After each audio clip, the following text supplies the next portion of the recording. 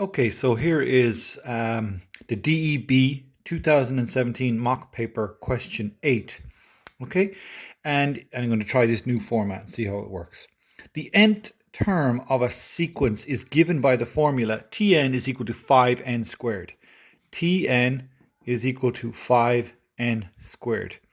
Write down the first three terms of the sequence.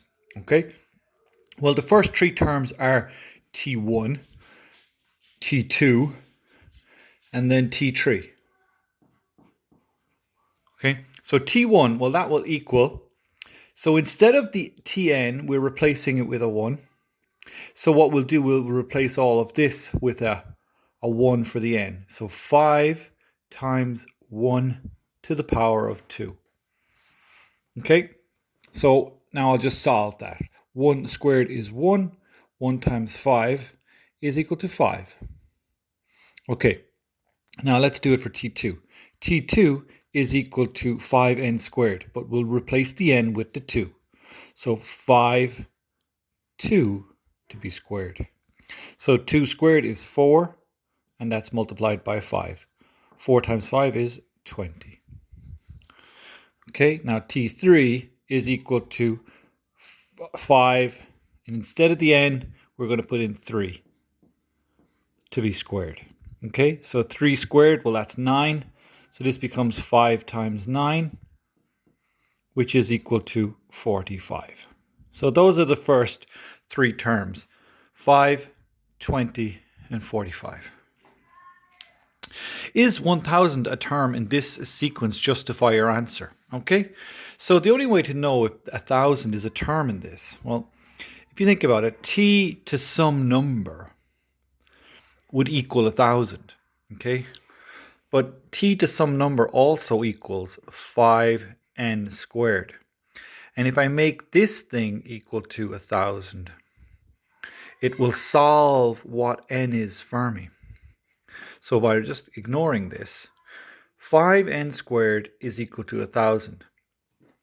Okay, so in order to get the answer, what you would do is you would divide by 5 to get them to cancel. And you're left with n squared equals, well, 5 goes into that 200 times. So if n squared now equals 200, I want to know what n equals. And the way you do that is by getting the square root of 200. And then that essentially equals 14.142, something like that. Okay, so the question was, is 1000 a term in the sequence? And the answer is no. And justify your answer, because not a whole number. Not a whole number.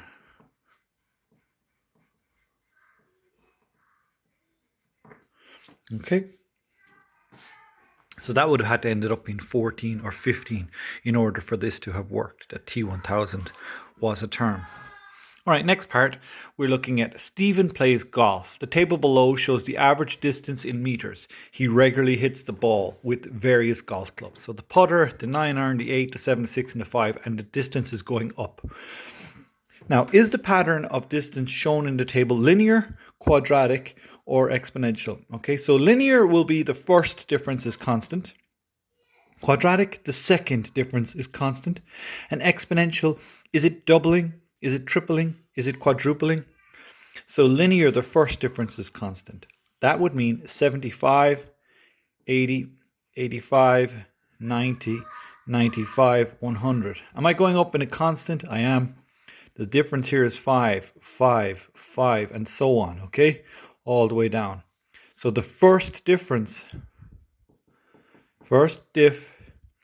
is constant. Therefore, the pattern is linear, because the first difference here is constant.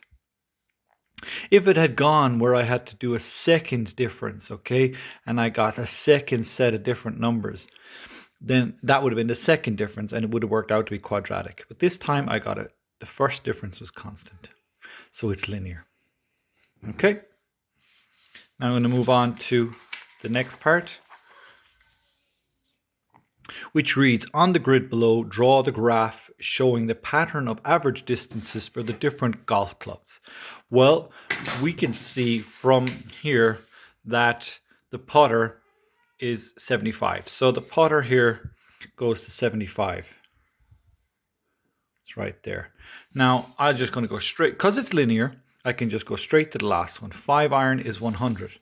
So the 5 iron is 100. Okay, I'll draw a straight line in between the two dots, and that will show the graph of the function.